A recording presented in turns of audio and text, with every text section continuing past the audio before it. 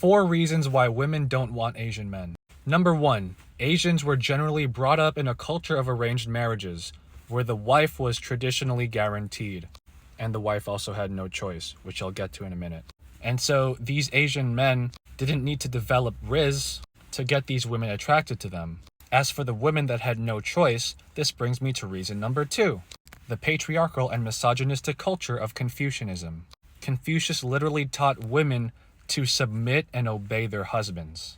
And understandably enough, a lot of these Asian women feel very traumatized from their Confucian misogynistic upbringing.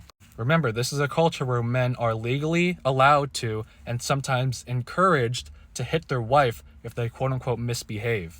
Or worse, they could be unalived.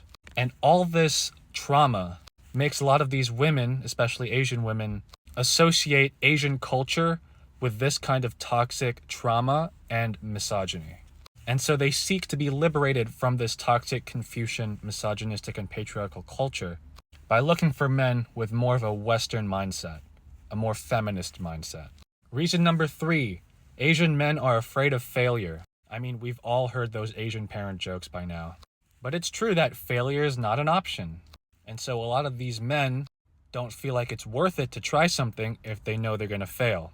This also goes back to the Confucian culture of being humble. And sometimes this could be taken to a very high extreme of having low self-esteem, because even liking yourself and being confident in yourself is seen as being toxic and narcissistic in Asian Confucian culture, and therefore must be avoided.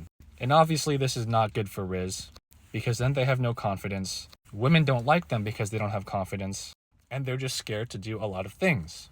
The 4th and final reason is the media.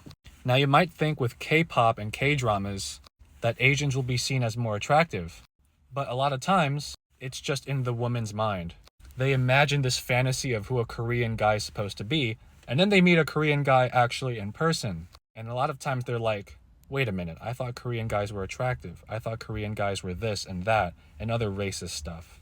So yeah, the Western media has not been good at portraying Asian men, and they're doing a lot better now.